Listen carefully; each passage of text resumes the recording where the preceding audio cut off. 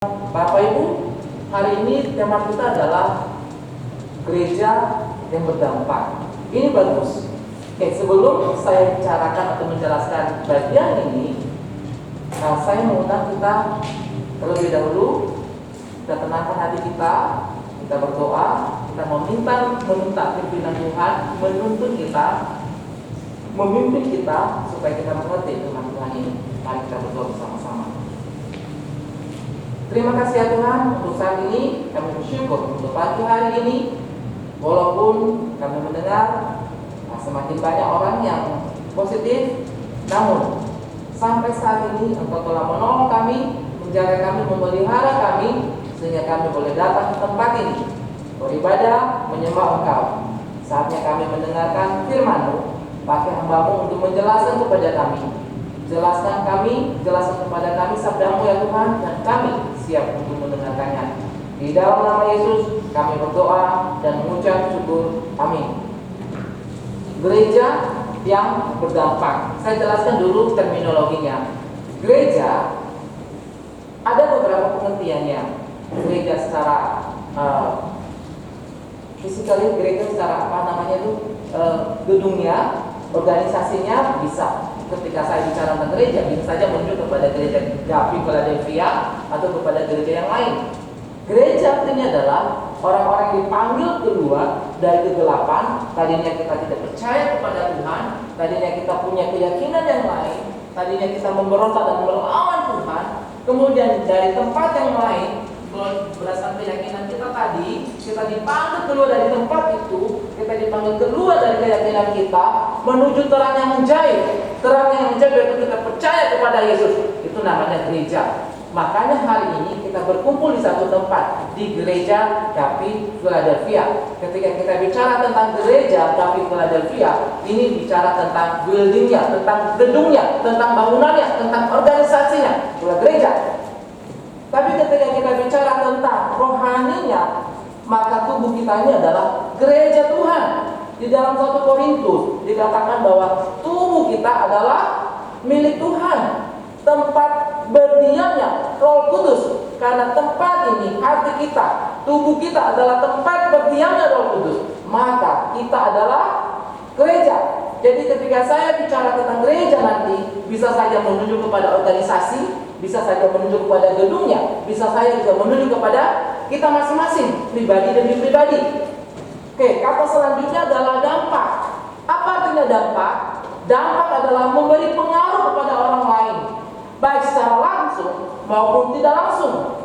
Memberi dampak. Misalnya ketika ada seorang artis datang ke tempat ini dengan misalnya rambut yang kayak seperti apa namanya itu ya, seperti ayam itu, yang ayam jantan, ayam jago itu, yang rambut kayak gitu. Kemudian dia datang ke tengah-tengah masyarakat. Saya yakin itu sudah memberikan pengaruh yang besar kepada masyarakat, kepada para pemuda. Dan tidak mengherankan, satu hari kemudian begitu banyak pemuda yang meniru lagu seperti itu. Kenapa? Itu dampak secara tidak langsung. Artisnya tidak pernah ngomong begini, ikutin lo kayak rambutku, nggak pernah. Tetapi dia sudah memberikan dampak secara tidak langsung. Contoh sederhana dalam gereja misalnya, gereja meminta untuk mengikuti protokol kesehatan. Benar kan? Gereja meminta untuk mengikuti protokol kesehatan. Tapi Bapak Ibu tahu nggak?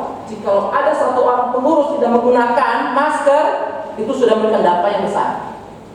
Jemaat akan ngomong begini, pengurus aja nggak pakai masker, sudah memberikan dampak yang besar kepada jemaat yang lain. Itu dampak. Apalagi yang lain Bapak Ibu. Saya sebagai seorang guru hingga hari ini, ada satu orang murid Bapak Ibu di kelas dulu, ada berapa orang ya? Ada 13 atau berapa orang? 13 atau 15 orang. Itu setengahnya bule, setengahnya orang kita. Satu anak bule. Kalau saya ngajar, nggak mau dengerin. Tolong dengarkan saya. Nggak mau dengerin. Dia selalu ngajak temannya berbicara. Dia selalu ngajak temannya untuk ngobrol. Ketika saya kasih tugas, dia nggak mau kerjakan. Tapi dia tetap dapat nilai dari saya. Tetap dapat nilai. Akhirnya saya udah mulai mikir gitu ya. Wah, anak ini kalau terus-menerus seperti ini akan mengganggu orang lain. Anak-anak yang lain tidak akan konsentrasi. Bahkan saya pun kadang-kadang ketika saya ngomong, tiba-tiba saya terikut ya. Kemudian saya kembali ke pelajaran saya lupa apa yang sudah saya omongin tadi. Itu sangat mengganggu, memberikan dampak yang besar. Bapak Ibu pernah saya ngomong kepada dia, karena dulu beberapa tahun yang lalu, itu wajib bagi anak-anak bule. Saya ngomong ke dia, hanya ke dia, kepada satu anak ini. Ini aja deh, kamu ngomong aja ke sekolah, supaya tidak ngambil agama. Maksud saya supaya tidak mempengaruhi anak yang lain, supaya tidak mengganggu saya, karena itu nggak wajib. Oh, dia senang malah. Hebatnya lagi Bapak Ibu, hebatnya lagi. Minggu depan ketika kelas agama, saya masuk kelas mereka, Bapak Ibu, apa yang terjadi? Saya tanya kepada anak-anak, di mana anak-anak yang lain? Setengah nggak masuk, semuanya nggak boleh. Kenapa bisa seperti itu? Satu anak mempengaruhi anak yang lain, itu dampak secara langsung. Pertanyaannya buat kita, sesuai dengan tema kita. Bapak Ibu sebagai gereja Philadelphia sebagai sebuah organisasi, dampak apa yang Bapak Ibu berikan kepada orang? Dampak apa yang Bapak Ibu berikan kepada kiri kanan, kepada tetangga, di tempat kita bekerja? Dampak apa?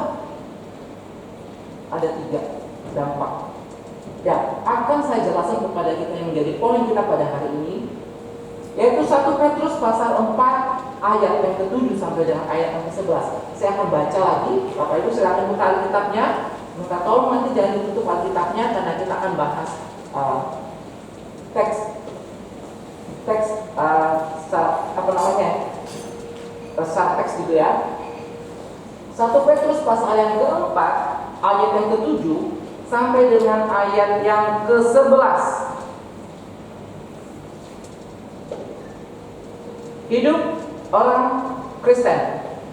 Kesudahan segala sesuatu sudah dekat. Karena itu puasailah dirimu dan jadilah tenang, supaya kamu dapat berdoa. Tetapi yang terutama, kasihilah sungguh-sungguh seorang akan yang lain, sebab kasih menutupi banyak sekali dosa. Berilah tumpangan seorang akan yang lain dengan tidak bersungut-sungut. Layanilah seorang akan yang lain sesuai dengan karunia yang telah diperoleh tiap-tiap orang sebagai pengurus yang baik dari kasih karunia Allah. Jika ada orang yang berbicara, baiklah ia berbicara sebagai orang yang menyampaikan firman Allah. Jika ada orang yang melayani, baiklah ia melakukannya dengan kekuatan yang dianugerahkan Allah, supaya Allah dimuliakan dalam segala sesuatu karena Yesus Kristus. Ialah yang mempunyai kemuliaan dan kuasa sampai selama-lamanya. Amin. Bapak Ibu, dampak yang kita berikan kepada orang lain adalah yang pertama,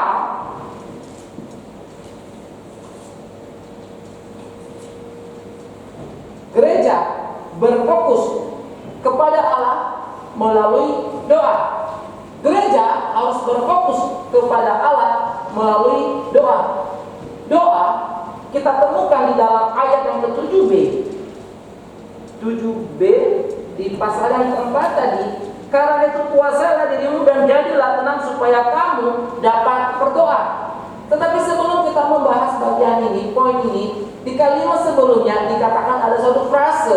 Frasenya adalah kesudahan segala sesuatu sudah dekat. Kesudahan segala sesuatu sudah dekat. Apa maksudnya Bapak Ibu? Kesudahan segala sesuatu sudah dekat. Ini bicara tentang apa? Begitu banyak orang pada zaman itu hingga pada zaman sekarang juga salah mengerti tentang kalimat ini. Kesudahan segala sesuatu sudah dekat. Pada zaman itu mereka berpikir bahwa akhir zaman akan tiba. Pada zamannya Petrus. Jadi Petrus berbicara kepada mereka, lalu pendengarnya mencoba memahami, mencoba mengerti bahwa Petrus sedang bernubuat tentang akhir zaman. Pertanyaannya adalah, akhir zamannya kapan terjadi?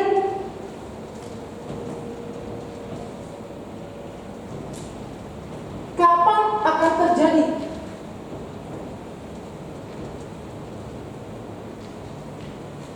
Banyak orang berpikir pada saat itu, pendengar Petrus menganggap bahwa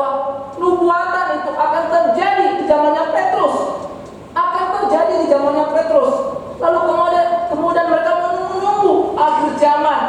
Belum juga penghujung tiba, Bapak Ibu. Akhirnya apa yang akan terjadi? Kemungkinan mungkin mereka kecewa. Kok akhir zamannya belum tiba-tiba, masih belum muncul-muncul. Sehingga para teolog hari ini, hingga hari ini, mereka mendeklarasikan satu istilah, delay parousia, penundaan akhir zaman.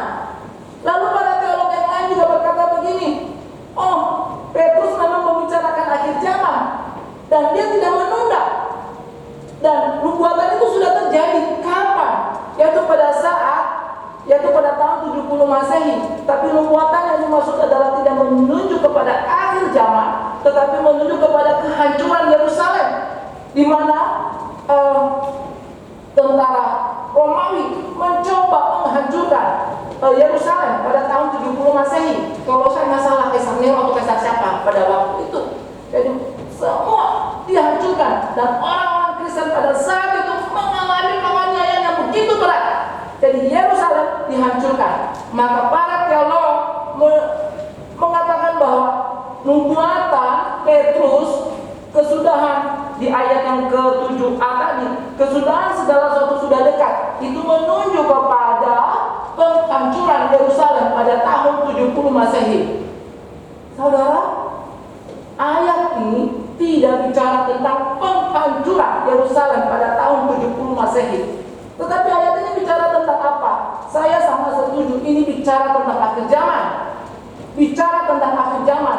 Lalu bagaimana dengan pandangan orang Yahudi pada saat itu yang sedang menanti akhir zaman, namun belum juga terjadi, belum juga terwujud? Apakah ada yang namanya delay parousia? Apakah ada yang namanya penundaan akhir zaman? Jawabannya, tidak ada penundaan akhir zaman. Petrus bernubuat bahwa akhir zaman itu bisa saja terjadi kapan saja. Maka dia menggunakan istilah segala sesuatu kesudahan sudah dekat. Dekat seperti apa? Bisa saja terjadi pada zaman itu, bisa saja terjadi pada zaman sekarang, bisa saja terjadi pada zaman akan datang. Tapi saya yakin Bapak Ibu, Petrus tidak membicarakan bahwa nubuatan itu akan terjadi di zamannya Petrus. Nubuatan itu tidak akan terjadi di zamannya Petrus. Kenapa? Kita lihat dulu beberapa ayat yang menjadi referensi saya bahwa nubuatan itu akan terjadi setelah zamannya Petrus. Oke. 1 Petrus pasal pertama ayat yang ke-20.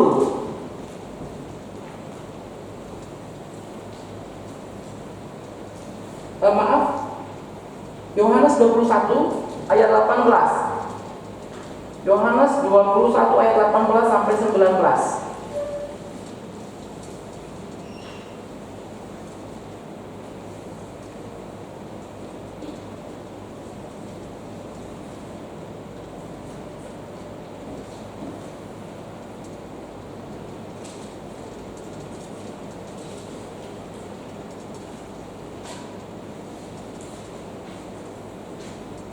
Yohanes 21 ayat 18 sampai dengan 19. Alkitab saya kertasnya ada tipis saja, agak susah dibuka.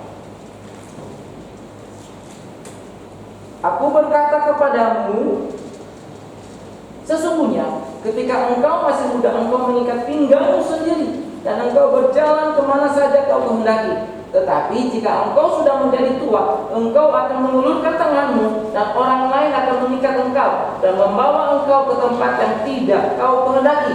Dan hal ini dikatakannya untuk menyatakan bagaimana Petrus akan mati dan memuliakan Allah. Sesudah mengatakan demikian, ia berkata kepada Petrus, ikutlah aku.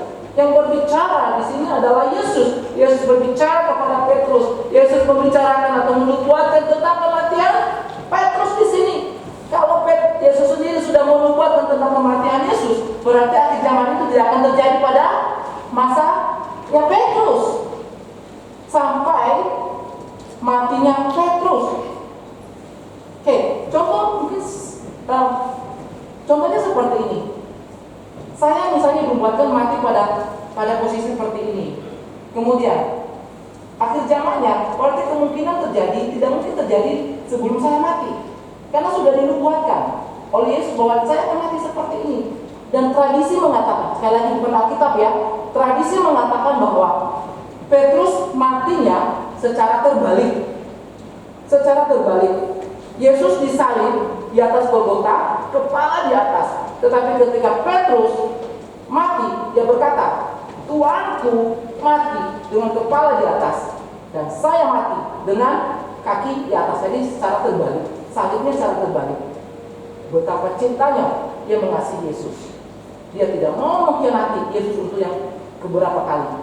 Maka tidak mengherankan ketika Yesus bertanya kepada Petrus, Petrus, apakah engkau mengasihi aku? Petrus berkata, ya Tuhan, aku mengasihi kamu. Sampai berapa kali Yesus bertanya dengan pernyataan yang sama kepada Petrus, sampai 3 kali. Dan akhirnya di ketiga kali Petrus yang sering menjawab Yesus, ya Tuhan, aku mengasihi kamu. Kenapa? Dia memang menunjukkan bahwa dia mengasihi, dan dia buktikan dengan kematiannya. Posisi kepala di bawah, kaki di atas, mati saat tersalib, karena dia mengasihi Tuhan Yesus. Itu kata tradisi, bukan kata Alkitab ya. Jika demikian Bapak Ibu, apalagi referensi yang lain bahwa nubuatan itu tidak akan terjadi pada masanya Petrus. Ada 2. Yang pertama, di dalam Matius yang ke-24, tidak perlu dibuka Alkitabnya. Di dalam Matius 24 di situ diceritakan tentang beberapa tanda-tanda tentang akhir zaman. Kalau akhir zaman tiba, ada beberapa tanda di situ. Ada kelaparan, ada macam banyak tanda-tandanya. Itu harus terjadi dulu tanda-tanda itu, baru terjadi akhir zaman. Memang pada masanya Petrus ada beberapa tanda yang terjadi, seperti penganiayaan, perang, dan seterusnya gitu ya. Ada, tapi masih ada tanda-tanda yang belum terjadi. Dan itu terjadi setelah turunnya Petrus. Jadi Bapak Ibu, sebelum semua tanda itu terjadi, maka tidak ada akhir zaman. Lalu kemudian alasan yang ketiga, Yesus pernah ngomong, ketika akhir zaman tiba, tidak ada satu orang pun yang tahu, anak pun juga tidak tahu, manusianya Yesus pun tidak tahu.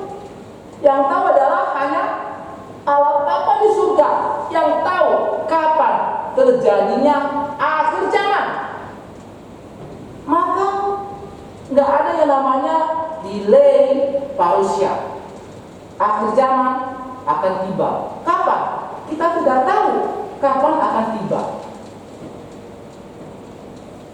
Lalu bagaimana cara memahami kalimat ini? Di 1 Petrus tadi, kita kembali lagi, ayat yang ke-7, kesudahan segala sesuatu sudah dekat. Bagaimana cara memahami kalimat ini? Caranya adalah kita membedakan 2 istilah, zaman akhir dan akhir zaman. Bapak Ibu pernah dengar nggak istilah zaman akhir? Ya, biasanya kan kita dengarnya akhir zaman. Tapi ada istilah yang lain Bapak Ibu, zaman akhir. Di dalam Alkitab, misalnya dalam 1 Petrus pasal pertama ayat yang ke-20, dikatakan begini, sebab, ini pasal yang kedua,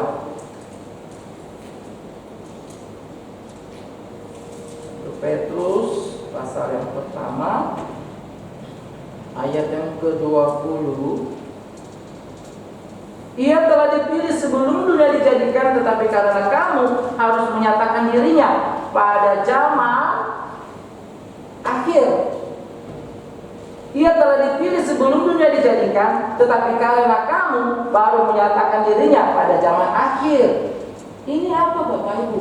Ini bicara tentang Yesus ketika dia pertama kali datang ke dunia ini, menuju zaman akhir. Kemudian ada satu nubuatan di kitab Yoel, hari-hari terakhir akan tercurah roh Allah, hari terakhir menuju kepada abad yang pertama. Jadi zaman akhir di sini menunjuk di hari abad yang pertama sampai menjelang kepada akhir zaman. Kalau saya pakai interval di sini, ini adalah akhir zamannya, zaman yang pertama, maksudnya zaman akhirnya, zaman pertama yaitu ketika Yesus lahir sampai kepada ini akhir zaman. Maka sampai hari ini bisa kita katakan sebagai zaman akhir. Zaman akhir, kita menuju kepada akhir zaman. Ketika kita menuju kepada akhir zaman, sekali lagi tidak ada satu orang pun yang tahu tentang akhir zaman. Maka hari ini disebut apa? Zaman akhir. Dari titik awal, sejak Yesus datang pertama kali sampai sekarang, hari-hari terakhir, zaman akhir, hari terakhir. Oke.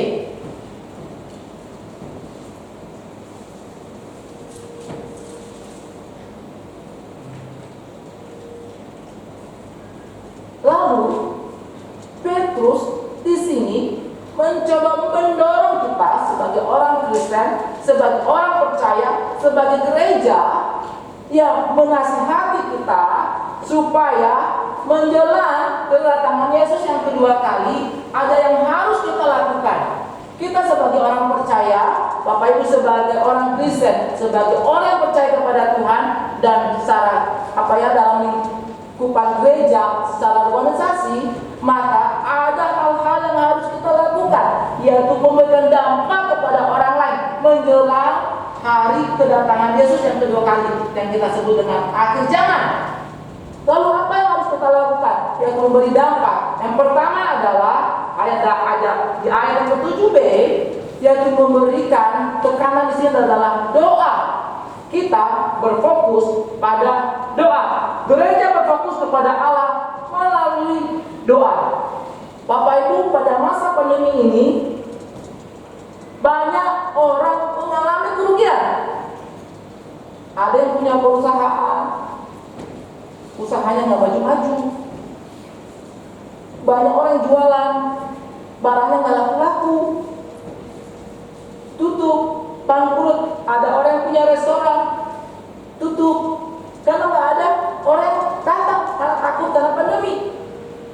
Bapak Ibu, itu orang luar sana. Bagaimana dengan gereja? Gereja juga tidak ketinggalan, mengalami kerugian. Maka tidak mengherankan juga Bapak Ibu, banyak pendeta yang mengalami kerugian. Oknum pendeta yang mengalami kerugian. Sekali lagi, oknum pendeta yang mengalami kerugian. Kenapa? Bapak Ibu, suatu kali saya nonton satu video, ada seorang oknum pendeta. Apakah dia khotbah, apakah dia menyampaikan renungan, atau dia menyampaikan kelukesannya kepada jemaatnya, saya kurang tahu. Tapi intinya adalah dia mendorong jemaatnya supaya jemaatnya jangan lupa memberikan perpuluhan. Kenapa Bapak Ibu? Karena oknum pendeta ini sudah pasti dia hidupnya dari perpuluhan. Bapak Ibu bisa bayangkan kalau jemaatnya tidak memberikan perpuluhan, maka apa yang terjadi? Tak ada pemasukan. Oknum pendeta sekali, oknum pendeta. Lalu dia mendorong jemaatnya. Jemaatnya terkasih, dimanapun kamu berada, dimanapun kamu beribadah, apakah offline, apakah kamu online gitu ya, entah link dari gereja mana. Ingat apa yang kata dia, jangan lupa gereja indukmu, di mana kamu diberkati, di mana kamu dibaptis, di mana kamu dilayani. Kamu kirim perpuluhan ke situ, kamu transfer perpuluhan ke situ. Bapak Ibu, setelah dia memberikan video itu, lalu banyak memberikan komen-komen. Komennya lebih banyak negatif atau positif? Negatif. Negatifnya adalah ada yang bilang begini, wah, pendetanya udah mikirin uang, dia juga udah mikirin jemaatnya. Apakah jemaatnya seperti apa? Apakah jemaatnya makan atau enggak? Dia udah mikirin jemaatnya, kasih uang. Jemaatnya belum tentu makan, dia bisa makan dari perpuluhan. Banyak teman yang seperti itu, lebih banyak negatifnya. Itu dampak negatif. Mungkin yang berpikir tadi dia mencoba mendorong jemaatnya supaya jemaatnya rajin memberikan perpuluhan, tapi dampaknya seperti apa? Negatif. Saudara, Alkitab mengajarkan kita adalah kita berfokus kepada Allah melalui doa. Ketika pandemi terjadi Bapak Ibu, bulan Maret kalau saya tidak salah, saya yakin bahwa gereja terpukul. Tapi yang saya lihat dari pengalaman saya adalah termasuk gereja saya pada waktu itu, yang biasanya kami datang persekutuan 2 hari Jumat, tiba-tiba tidak bisa datang ke persekutuan doa. Lalu saya memberikan saran ke gereja saya, kita persekutuan doa lewat Google Meet, lewat Zoom. Akhirnya beberapa orang ikut. Saudara, akhirnya setelah 1 bulan lebih kalau saya tidak salah, kami bisa ikut persekutuan doa. Apapun kondisi kita, apapun keadaan kita, di tengah-tengah pandemi sekalipun saat ini, yang harus kita lakukan adalah berfokus kepada Allah melalui doa. Karena melalui doa Bapak Ibu kita bisa saling menguatkan, kita bisa saling melihat, kita bisa saling mendorong, menghibur satu dengan yang lain, kita bisa saling mengingatkan satu dengan yang lain. Melalui doa bukan hanya kita mendengarkan firman Tuhan, namanya juga persekutuan doa. Bersekutu untuk apa? Berdoa. Ada teman yang sakit, kita doakan.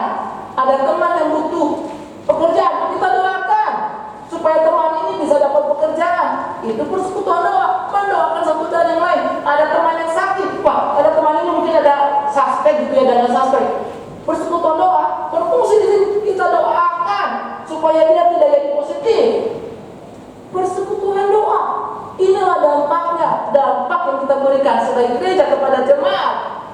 Mendoakan satu dengan yang lain, berfokus kepada Allah melalui doa. Bukannya bicara tentang perpuluhan, boleh nggak kita bicara perpuluhan? Boleh.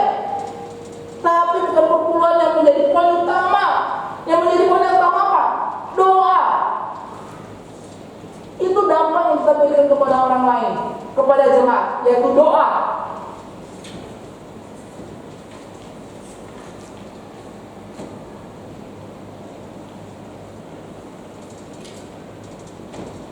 Saudara frasa di ayat 7b, kalimat di ayat 7b itu tidak mudah untuk diterjemahkan. Karena itu, kuasailah dirimu dan jadilah tenang supaya kamu dapat berdoa. Kalau kita lihat sepintas, seolah-olah ada 3 anak kalimat. Kalimat yang pertama, kuasailah dirimu, kemudian jadilah tenang, kemudian yang ketiga, supaya kamu dapat berdoa. Tetapi kalau kita bandingkan dengan salah satu versi bahasa Inggris, KJV, dalam bahasa Indonesianya seperti ini. Karena itu, hendaklah kamu waras. Kata waras dalam bahasa Inggrisnya sober. Jadi di sober itu diterjemahkan waras dan berjaga-jaga di dalam doa. Jadi agak sedikit berbeda kan dengan terjemahan dalam bahasa Indonesia kita. Sekali lagi, karena itu hendaklah kamu waras dan berjaga-jaga dalam doa. Waras itu kebalikan dari apa? Gila, ya kan? Hendaklah kita waras. Bapak Ibu, bayangkan gitu ya. Kalau misalnya ada orang mengatakan, kamu waras enggak? Tersinggung enggak? Kadang gitu ya, waktu kita masih anak-anak, kita masih pernah juga saya lakukan agak sedikit nakal. Kemudian kita cek suhu badan teman, seperti ini kan. Kemudian tangan yang sama, kemudian kita taruh di sini di bawah. Akhirnya dia merasa gimana gitu ya, merasa jijik gitu loh, jijik. Emang saya ini wah, emang saya ini gila. Bapak Ibu bisa bayangkan ketika kita mengatakan pada seorang waras, kontradisinya adalah gila. Dan ada seorang penafsir ngomong begini, kata waras di sini adalah kata yang dipakai kepada seseorang yang sudah dipulihkan dari kerasukan setan tiga darah. Jadi ketika dia tenang, itulah yang dibilang sober tadi, menjadi waras. Kata itu yang dipakai di sini menurut seorang penafsir.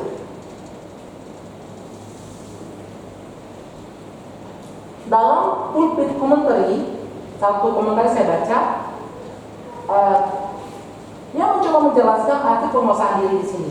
Yang mengatakan bahwa asal kata dari Yunaninya menunjuk kepada usaha penjagaan terhadap pikiran kita. Jadi ini berhubungan dengan kesadaran kita, berhubungan dengan pikiran kita maksud saya. Ini berhubungan tentang pikiran kita. Jadi ketika Alkitab bahasa Indonesia ngomong di ayat 7b tadi, kuasailah dirimu dan jadilah tenang. Ini berhubungan tentang pikiran kita. Lalu kalimat selanjutnya dalam bahasa Indonesia dikatakan supaya kamu dapat berdoa. Ini berhubungan dengan kesadaran atau kewaspadaan kita. Dalam EJV tadi dikatakan berjaga-jagalah di dalam doa. Dia menggunakan kata watch. Berjaga-jaga. Berjaga-jaga maksudnya seperti seorang security sedang berjaga-jaga. Saya pernah menjadi seorang jaga malam gitu ya di kampus saya. Jadi kami tiap malam itu diganti shift dengan mahasiswa yang lain. Dan kami jaga kampus kami. Itu namanya berjaga-jaga. Kita tidak boleh tidur. Kalau kita tidur, itu bukan berjaga-jaga, tapi menikmati malam. Berjaga-jagalah di dalam doa. Kalau kalimat pertama tadi berhubungan dengan penjagaan terhadap pikiran, maka kalimat selanjutnya berhubungan dengan kesadaran atau kewaspadaan. Maka jikalau kedua kata ini digabungkan, maka yang terjadi adalah milikilah pikiran yang baik dan waspadalah. Milikilah pikiran yang baik dan waspadalah. Maka pikiran dan doa bisa dikatakan Bapak Ibu ada keterkaitan satu dengan yang lain yang tidak bisa dipisahkan.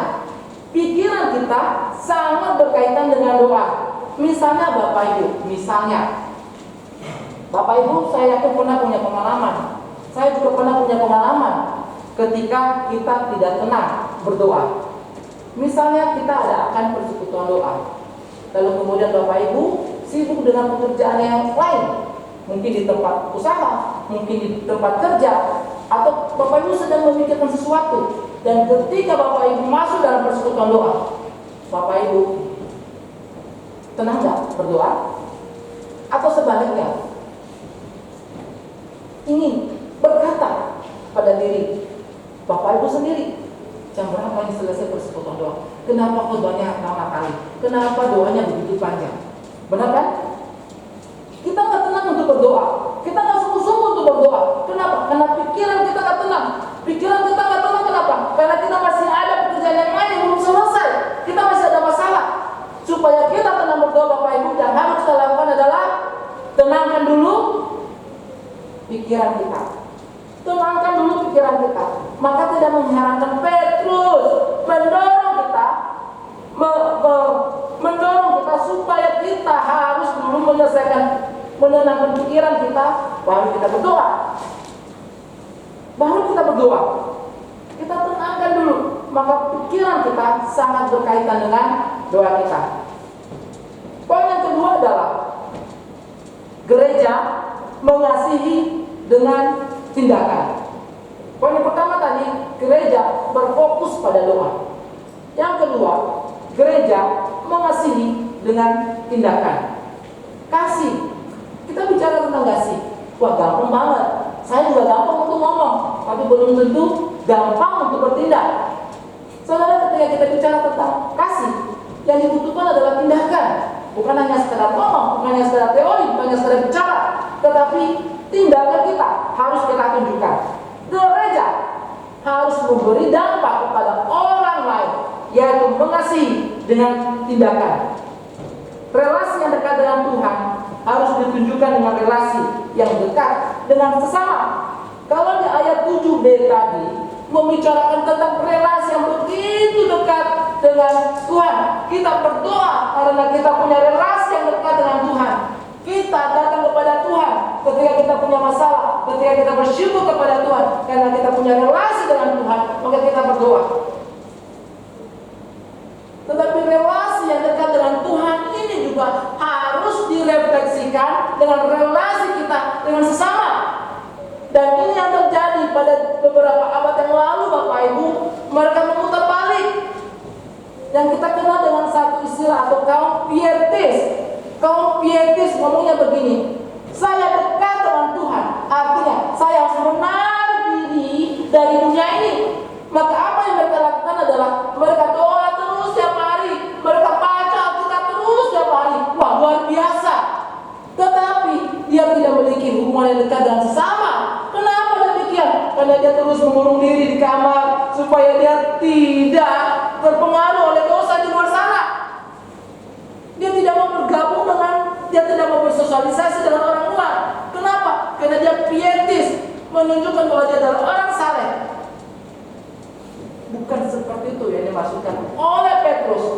Petrus mendorong kita, selain kita memiliki hubungan yang dekat dengan Tuhan, kita juga harus memiliki hubungan yang dekat dengan sesama.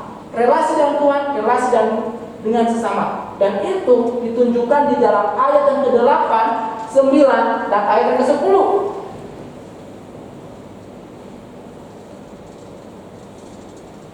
Ayat 8 dikatakan begini. Tetapi yang terutama, kasihilah sungguh-sungguh seorang akan yang lain, sebab kasih menutupi banyak sekali dosa. Oke, penekanannya di sini adalah kita lihat dalam satu kata, sungguh-sungguh. Apa artinya kata ini? Sungguh-sungguh. Sungguh teganya, ada lagu itu kan? Sungguh teganya. Oke, bukan itu yang dimaksudkan oleh Petrus. Sungguh di sini adalah berarti usaha atau hasrat yang lebih tinggi. Usaha atau hasrat yang lebih tinggi. Kata sungguh-sungguh ini pernah dipakai oleh penulis Lukas ketika dia menceritakan tentang Yesus berdoa di Taman Getsemani. Bapak Ibu masih ingat cerita itu?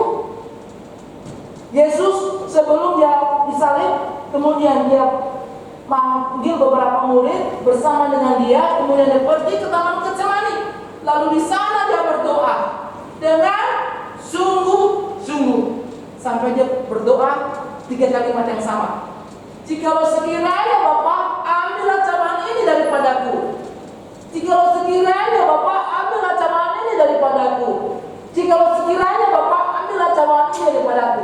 Dia berdoa dengan sungguh-sungguh. Dia berdoa dan penuh semangat. Dia berdoa dan penuh usaha. Dia pun berdoa dan penuh hasratnya lebih tinggi. Pertanyaannya adalah, apakah Petrus pada waktu itu sedang mengatakan kepada pendengarnya, kepada jemaatnya, jemaat, kamu ini kurang melayani, kamu ini kurang mengasihi, kamu ini malas?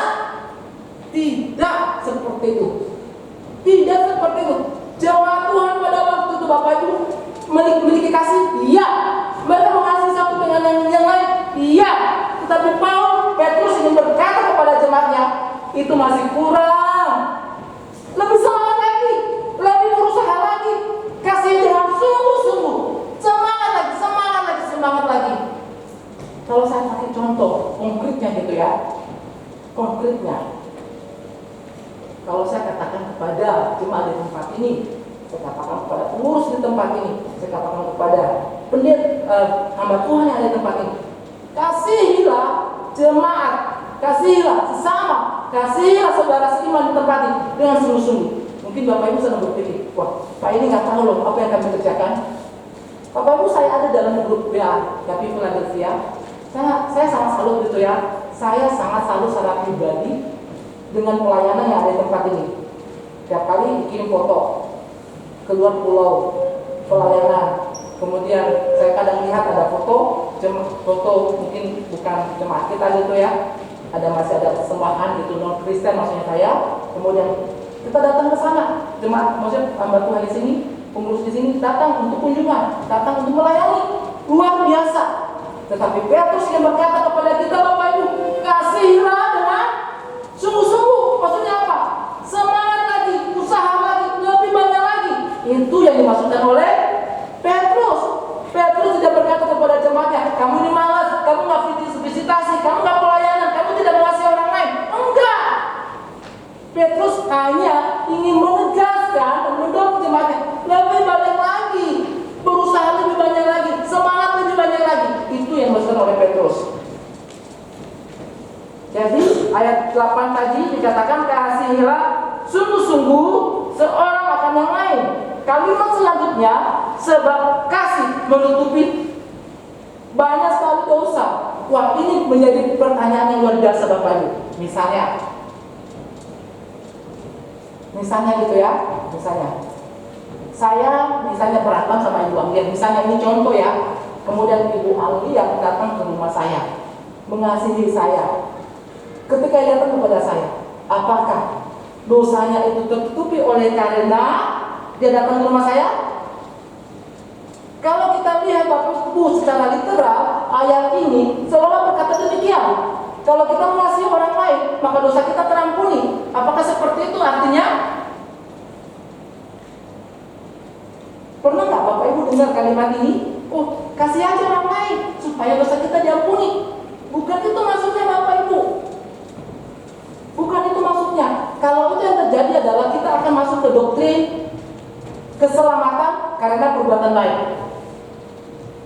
Kalau misalnya saya misalnya mengasihi Bapak Ibu, ada yang misalnya miskin, saya kasih sembako, maka dosa saya sudah diampuni. Bukan itu maksudnya. Saya tidak akan diselamatkan oleh karena perbuatan saya mengasihi dia. Dosa-dosa saya tidak akan terampuni karena saya mengasihi orang ini. Bukan seperti itu maksudnya. Jelas? Lalu apa maksudnya? Kata menutupi di sini. Oh, ada satu referensi dulu kesalahan dari ada satu orang atau dari bapak gereja. Kalau Bapak Ibu pernah dengar istilah Origenes namanya. Kemudian ada Tertullianus, kalau saya tak salah Tertullianus sampai siapa gitu ya. Mereka mengatakan begini, kalau kita mengasihi seorang, maka kita akan mengabaikan dan menutupi. Tertullian mengatakan begini, kita menunjukkan kasih kepada orang lain, maka seseorang bisa menutupi dosanya sendiri. Kalau kita mengasihi orang lain, maka kita akan menutupi dosa kita. Ini adalah kesalahan. Ini adalah sebuah kesalahan pengertian akan kalimat ini. Mengasihi orang lain tidak berarti kita akan menutupi dosa kita. Karena keselamatan kita bukan karena perbuatan baik kita. Keselamatan kita bukan karena kita mengampuni orang lain. Keselamatan kita bukan karena kita mengasihi orang lain. Bukan sama sekali. Lalu apa arti dari kalimat ini? Kata menutupi di sini berarti kalau kita mengasihi seseorang, maka kita akan mengabaikan, kita akan menutupi, kita tidak akan menyebarkan kesalahan dari orang tersebut. Jadi menutupi berarti bukan menyangkali atau menyembunyikan dosa kita, tetapi mengampuni dan menerima orang lain. Misalnya, si A misalnya bersalah kepada saya, dia menjelek-jelekan saya. Maka yang saya lakukan adalah saya mengasihi dia. Dan ketika saya mengasihi dia, saya mendoakan dia, saya berteman dengan dia ketika dia butuh sesuatu, saya membantu dia. Oke, saya membantu dia. Tapi dia menjelek-jelekan saya loh. Dia menjelek-jelekan saya. Lalu, apa yang saya lakukan kepada dia? Apakah itu bisa menutupi dosa saya? Jawabannya tidak. Tidak bisa menutupi dosa saya. Tetapi artinya adalah ketika saya mengasihi dia, saya membantu dia, maka yang pertama di sini adalah saya tidak menjelek-jelekan dia. Saya tidak membalas kejelekan dia terhadap saya, karena saya sudah mengasihi dia. Saya menutupi dosa di situ. Jelas? Saya menutupi dosa di situ. Saya tidak menyebarkan gosip. Saya tidak menyebarkan kesalahan dia. Saya tidak menyebarkan dosa-dosanya dia, karena saya sudah menutupi dosanya dia lewat perbuatan saya. Lalu ketika dia menerima perbuatan baik saya, kira-kira apa yang dia lakukan? Dia sudah menutupi dosa itu. Maksudnya apa? Wah, Pak Yuli ini bahagia dia sama saya ya. Kok jahat, saya ini jahat sama dia. Dia itu baik sama saya. Ketika saya butuh, dia datang menolong saya. Yang dia lakukan adalah, apakah dia semakin menjelekan saya? Enggak akan menjelekan saya lagi. Karena perbuatan baik saya sudah menutupi dosa. Tidak ada lagi gosip kemana-mana lagi. Karena saya sudah berhenti gosip. Menutupi dosa, itu maksudnya. Jelas? Oke. Poin yang kedua tadi adalah mengasihi dengan tindakan. Ayat selanjutnya adalah bentuk-bentuk tindakan kasih itu ada di ayat 9. Misalnya memberikan tumpangan seorang akan yang lain dengan tidak bersungut-sungut. Memberi tumpangan, hospitality. Memberikan tumpangan seperti apa? Bapak Ibu pada masa itu, sekali lagi saya katakan bahwa ada banyak penganiayaan orang Kristen. Kristen yang mencoba melarikan diri ketika dia dianiaya, dia tidak punya tempat tinggal, lalu dia membutuhkan pertolongan orang Kristen yang lain. Maka orang Kristen yang lain berkata, sini Bapak Ibu tinggal di rumahku. Itu namanya hospitality, memberikan tumpangan kepada orang lain, menolong orang lain.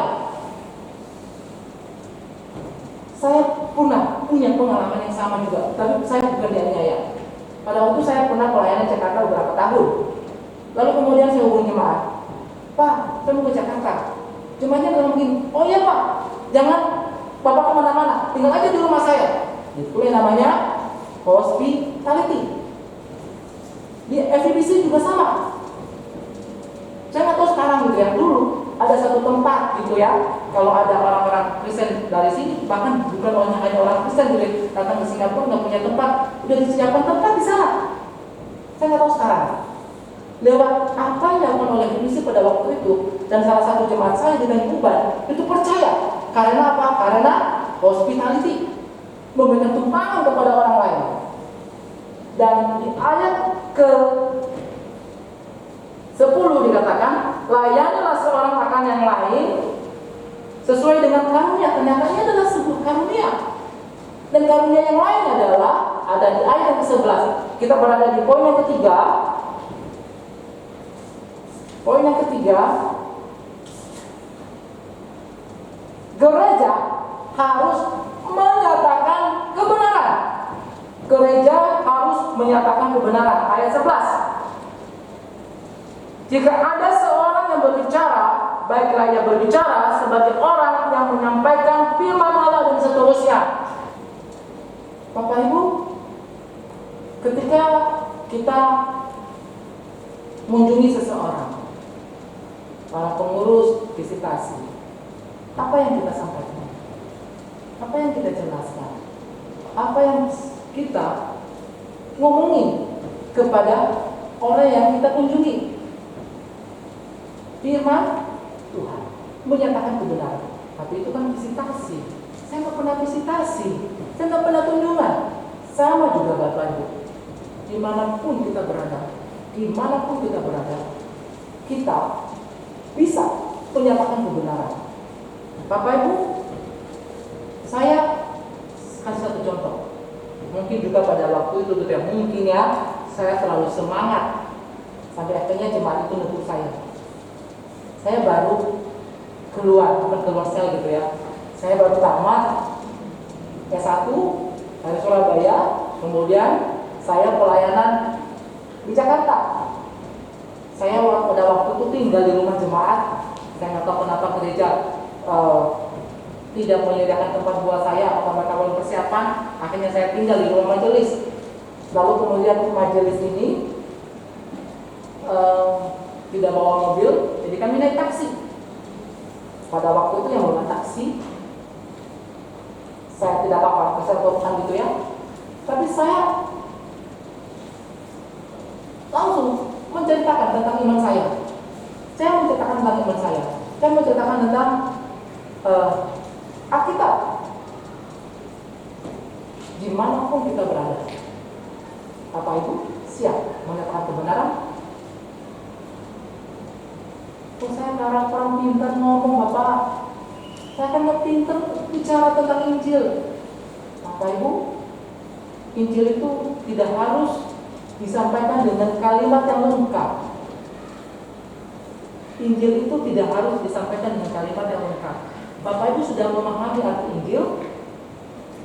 Ketika kita ngomong kepada seseorang tentang Alkitab dengan bahasa kita sendiri, apakah itu firman Tuhan atau bukan?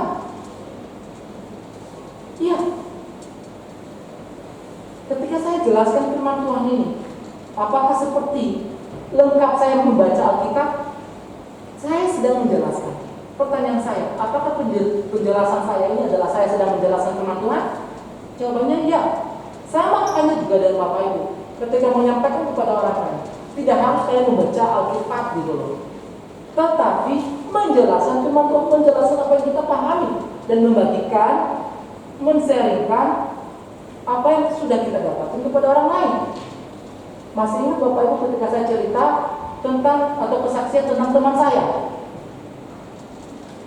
Ketika dia bawa saya di mobilnya, saya sharing iman saya kepada dia. Dia bilang apa sama saya? Sama aja El, sama aja. Tiba-tiba pindah ke Batam, dia jadi orang Kristen, malah lebih aktif daripada saya. Pada waktu saya tanya, kok bisa gitu? Dia bilang, ya bisa saja kan, karena kamu sudah ngizin saya sebelumnya. Tuhan berkati. Jadi tidak ada sebenarnya ketidakmampuan kita berbicara.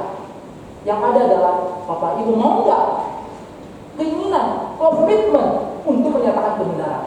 Nah, itulah dampak yang kita berikan kepada orang lain. Ada 3 dampak yang harus kita berikan kepada orang lain. Yang pertama, apa yang pertama? Berfokus kepada Allah melalui doa. Yang kedua, mengasihi dengan tindakan. Yang ketiga,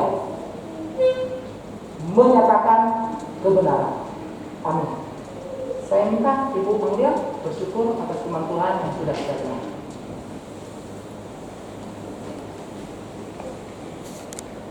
Mari kita berdoa. Bapa yang di surga, kami bersyukur untuk firman Tuhan yang disampaikan. Tuhan, Engkau ajarkan kami sebagai jemaat, dan kami bisa rajin berdoa baik di rumah, di gereja maupun persekutuan doa. Dan yang Engkau jadikan semua jemaat Kristen yang berdoa, Kristen yang mengasihi Tuhan, dan Kristen yang menjadi dampak bagi